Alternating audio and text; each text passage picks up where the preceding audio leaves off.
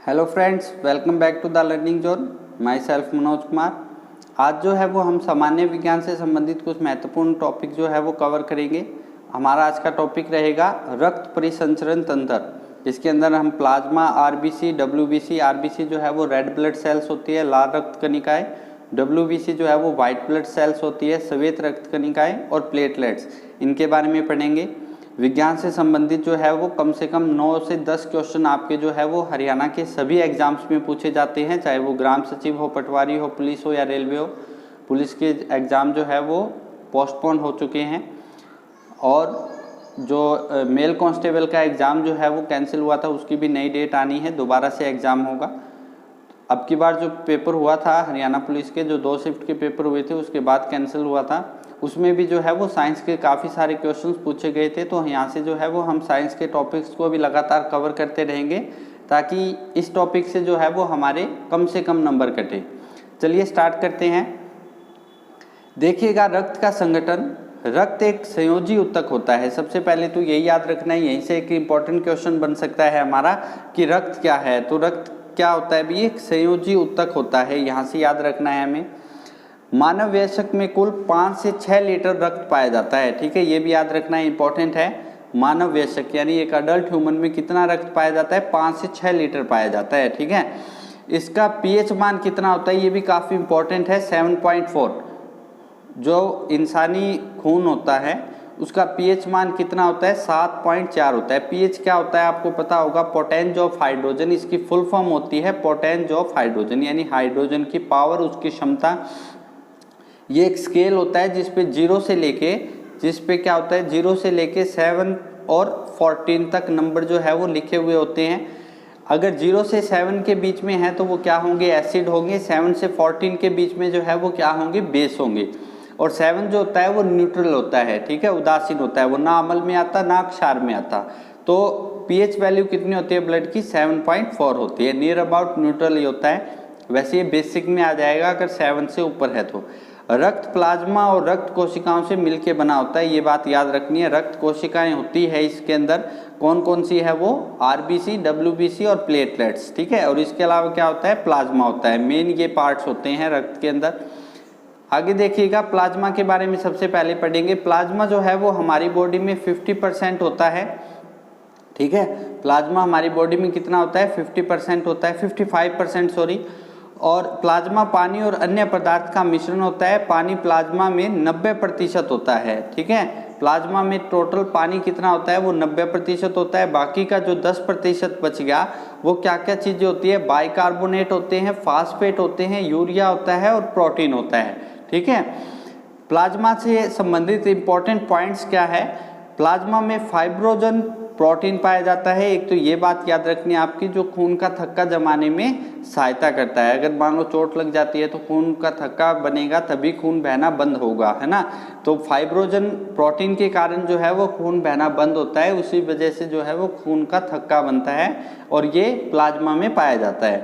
ताप नियंत्रित करता है इसके अलावा ये, ठीक है। और घाव को भरने का काम करता है। ये मैंने बता दिया कि फाइब्रोजन प्रोटीन पाया जाता है, उसी के अकॉर्डिंग जो है वो घाव भर जाएगा, जल्दी से खून बहना बंद हो जाएगा।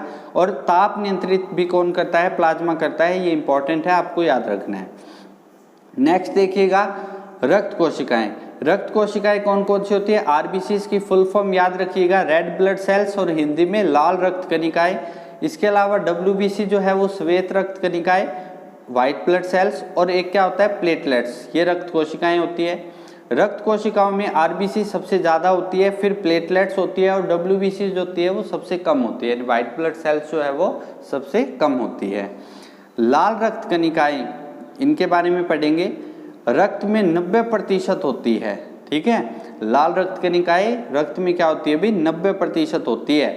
और इन्हीं की वजह से जो है वो खून का रंग क्या होता है, लाल होता है। इसमें क्या पाया जाता है, हीमोग्लोबिन भी पाया जाता है, जो ऑक्सीजन को कैरी करता है, ऑक्सीजन को एक स्थान से दूसरे स्थान में पहुंचाता है हमारे शरीर में।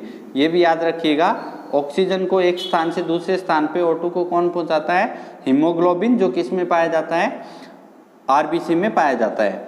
इसकी लाइफ स्पैन जो है वो कितने दिन तक होती है, 120 दिन तक। अभी जो लास्ट है हरियाणा पुलिस का एग्जाम हुआ था जो कैंसिल हुआ था, उसमें ये क्वेश्चन आया हुआ था कि लाल रक्त कणिकाओं का जीवन काल कितना होता है, तो याद रखिएगा 120 दिन का होता है।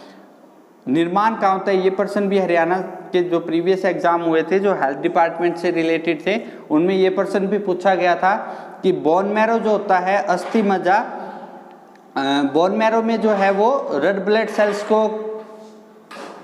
ब्लड सेल्स जो है वो किस में मिलता है, बोन मैरो में। मृत्यु प्लीहा, देखिएगा आरबीसी का जो निर्माण होता है वो किस में होता है, बोन मैरो में होता है, और मृत्यु जो होती है वो किस में होती है, प्लीहा में होती है, स्प्लीन में। ठीक है, प्लीहा को क्या कहा जाता है, स्प्लीन कहा जाता है। इसको आरबीसी का कब्रिस्तान भी कहा जाता है। इंपॉर्टेंट क्वेश्चन है, आपसे पूछा जा सकता है कि आरबीसी का कब्रिस्तान किसे कहते हैं, या आरबीसी की मृत्यु कहाँ होती है, तो याद रखिएगा प्लीहा में होती है, स्प्लीन में। और बनती कहाँ है, इसका निर्माण कहाँ होता है, तो बोन मैरो में होता है। काफी इंपॉर्टेंट है। वर्क देखिएगा इसका, ऑक्सीजन और कार्बन डाइऑक्साइड का संवहन करना। ठीक है, ऑक्सीजन और कार्बन डाइऑक्साइड जो है वो उसकी जो ट्रांसपोर्टेशन है वो करता है। इसके अलावा आरबीसी में हीमोग्लोबिन नामक प्रोटीन पाया जाता है, ये मैंने अभी आपको बताया था, जिसके कारण रक्त का रंग क्या होता है, लाल होता है। आरबीसी की कमी से कौन से रोग हो सकते हैं, तो एनीमिया हो सकता है, और जॉइंडिस जिसको पीलिया कहते हैं वो हो सकता है। ठीक है, एनीमिया खून की कमी होती है, और खून में मुख्य घटक ही क्या होता है, आरबीसी होता है ना। हमने अभी पढ़ा कि 90% क्या होता है, 90% जो है वो आरबीसी होता है। तो उसकी कमी होगी तो खून की कमी हो जाएगी, जिसको हम एनीमिया कहते हैं। तो याद रखिएगा, काफ़ी इंपॉर्टेंट टॉपिक है। नेक्स्ट देखिएगा, वाइट ब्लड सेल्स के बारे में पढ़ते हैं। सबसे पहले इनकी फुल फॉर्म याद रखिएगा, श्वेत रक्त कणिकाएं यानी वाइट ब्लड सेल्स। ये सबसे कम होती है रक्त में। ये जिंदा भी जो है वो 3 से 4 दिन ही रहती है। एक सेल जो है वो 3 से 4 दिन जिंदा रहेगी, उसके बाद वो डेड हो जाएगी। आकार सबसे बड़ा किसका होता है, वाइट ब्लड सेल्स का होता है, ये याद रखना है। इनका निर्माण भी कहाँ होता है, बोन मैरो में होता है, और मृत्यु जो है वो रक्त में ही हो जाती है। ठीक है, और इम्यून सिस्टम जो है हमारा, प्रतिरोध क्षमता, आप कोरोना काल में इम्यूनिटी वर्ड जो है वो आपने बहुत बार सुना होगा। यहाँ तक कि आप अगर डेटोल लेके आते हो उस पर भी इम्यूनिटी पावर जो है वो लिखी होती है। इम्यूनिटी सिस्टम, इम्यूनिटी वर्ड जो है वो आपको लिखा हुआ मिल जाएगा। इम्यूनिटी सिस्टम क्या होता है, हमारी बॉडी के अंदर जो है वो वाइट ब्लड सेल्स ही बनाती है। हमारे जो खून में सफ़ेद रक्त कणिकाएं होती है वो हमारे शरीर में कुछ इस तरह के रक्षक तैयार करती है, जो बीमारियों से, जो रोगाणु होते हैं यानी जो वायरस होते हैं, बैक्टीरिया होते हैं, उनको ख़त्म कर देती है। हमारी बॉडी में प्रवेश करते ही, हमारी बॉडी में जैसे ही वो एंट्री करेंगे वैसे ही उनसे लड़के उनको ख़त्म कर देगी। ठीक है, तो वाइट ब्लड सेल्स होती है ये, जो इम्यूनिटी पावर बनाती है। डब्ल्यूबीसी का काम क्या होता है, रोगाणुओं से रक्षा करने का और घाव को भरने का। नेक्स्ट देखिएगा, डब्ल्यूबीसी के 2 टाइप होते हैं। एक तो होता है लिम्फोसाइट, जो श्वेत रक्त कणिकाएं जो बीमारियों से बचाती है, उनको हम क्या कहते हैं, लिम्फोसाइट्स। और एक होती है मोनोसाइट्स, ये लार्जेस्ट सेल होती है बॉडी की, largest cell of the body कौन सी होती है, लिम्फोसाइट। कहाँ होती है, वाइट ब्लड सेल्स में होती है, और इनका काम होता है घाव को भरने का। मोस्ट इंपॉर्टेंट है, याद रखिएगा ये दोनों चीजें। ठीक है, लिम्फोसाइट और मोनोसाइट्स। डब्ल्यूबीसी की कमी से होने वाले रोग, एचआईवी और एड्स जो है वो डब्ल्यूबीसी की कमी से होता है। इसके अलावा ब्लड सेल्स होता है, ब्लड कैंसर होता है, ल्यूकेमिया जिसे कहते हैं हम, वो भी डब्ल्यूबीसी के कारण होता है। अब देखिएगा, एक होता है ल्यूकोपीनिया। ल्यूकोपीनिया जो होता है वो डब्ल्यूबीसी की मात्रा अगर कम हो रही है तो उसे हम क्या कहेंगे, ल्यूकोपोनिया कहेंगे। और डब्ल्यूबीसी की मात्रा अगर बहुत ज़्यादा बढ़ रही है तो उसे हम क्या कहेंगे, ल्यूकेमिया कहेंगे। और ये दोनों ही क्या है, कैंसर के एक प्रकार है, ब्लड कैंसर के। ठीक है, विटामिन ए रक्त में डब्ल्यूबीसी को बढ़ाता है, याद रखिएगा। तो विटामिन ए कभी भी बहुत ज़्यादा मात्रा में हमें नहीं खानी चाहिए। ठीक है, उसके बाद है प्लेटलेट्स। प्लेटलेट्स जो है वो, इनकी संख्या क्या होती है, 4.5 लाख से 6 लाख पर लीटर होती है। ठीक है, 1 लीटर में 4.5 से 6 लाख की संख्या होती है प्लेटलेट्स की। शरीर में कट लग जाने के बाद, कोई भी चोट लग जाने के बाद जो रक्त का बहाव होता है उसको रोकने का काम होता है। चिकनगुनिया और डेंगू जैसी बीमारियों में प्लेटलेट्स की मात्रा एकदम से कमी आ जाती है, याद रखिएगा। एडिज एजिप्टी मच्छर के काटने से होता है कौन सा रोग, डेंगू।